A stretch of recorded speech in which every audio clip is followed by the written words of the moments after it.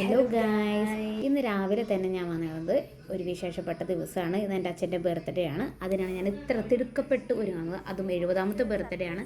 അപ്പോൾ ഞാൻ ഈ പോകുന്നത് അച്ഛനെ ഒരു സർപ്രൈസ് കൊടുക്കാൻ വേണ്ടിയിട്ടാണ്. അച്ഛൻ ഇടയ്ക്ക് ഒരു വിഷമമൊക്കെ പറയാറുണ്ട്. അപ്പോൾ അത് സാധിപ്പിച്ചു കൊടുക്കാൻ വേണ്ടിയിട്ടാണ് ഞാൻ പോയത്. പിന്നെ ഞാൻ പോയത് എസ് ജ്വല്ലറിയിലേക്കാണ്. ഞാൻ കൂടുതലും സ്വർണം എടുക്കുന്നത് ഇവിടെ നിന്ന് തന്നെയാണ് കേട്ടോ. ഇത് പിന്നെ ഒരു ഹോൾസെയിൽ കടയാണ്. 2.5% ആണ് ഇവിടെ ഉള്ളത്. സ്വർണത്തിനൊക്കെ ഇപ്പം എന്താ വില അല്ലേ?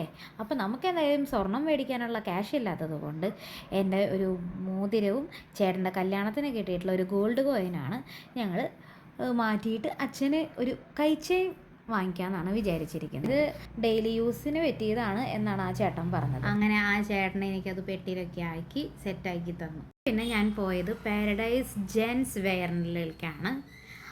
അച്ഛന് ഞാൻ എന്താ എടുക്കണ്ടേന്ന് ആലോചിച്ചപ്പോൾ ആദ്യം ഇപ്പോൾ പുറത്തേക്കൊന്നും പോവാത്ത കാരണം ഷർട്ട് വേണ്ട, ബനിയൻ മതി എന്ന് വിചാരിച്ചു. ആൾക്കപ്പോൾ ടീഷർട്ട് ഭയങ്കര ഇഷ്ടമാണ്. അപ്പോൾ ഈ 2 ബനിയനാണ് എനിക്ക് ഭയങ്കരമായിട്ട് ഇഷ്ടപ്പെട്ടത് കേട്ടോ.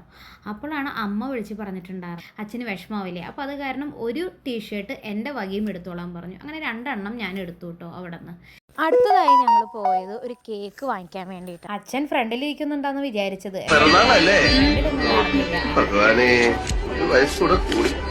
Happy birthday to you.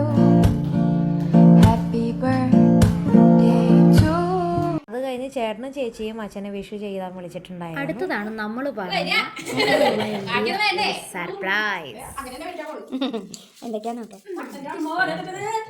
അച്ഛൻ പോലും പ്രതീക്ഷിക്കാത്തൊരു സാധനമാണ്. അറിയോ എന്തായിരിക്കുന്നു? ഇതാണ് കേട്ടോ ഞാൻ പറഞ്ഞ സർപ്രൈസ്. ഞാൻ ഇന്ന് രാവിലെ പറഞ്ഞിരുന്നില്ലേ അച്ഛൻ എപ്പോഴും ഭയങ്കര വിഷമം എന്ന് പറയാറുള്ളത്.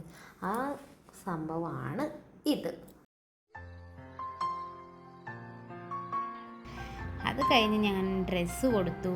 അത് കഴിഞ്ഞ് ഞാൻ കഴിച്ചേൻ അമ്മേനെ കൊണ്ടാണ് ഇടിയിപ്പിച്ചത്. ആൾ അത് കണ്ടോട് കൂടിയിട്ടാണ് കേട്ടോ കൂടുതൽ സർപ്രൈസ് ആയത്. ആള് ഭയങ്കര സന്തോഷത്തിലാണ്. അത് കേട്ടപ്പോഴാണ് നമുക്കും ഒരു സന്തോഷമായത്. അപ്പോൾ ഫുഡൊക്കെ കഴിച്ചു, ഹാപ്പിയായി. അപ്പോൾ ഇന്നത്തെ വീഡിയോ ഇത്രയ്ക്കുള്ളൂ. Okay, by.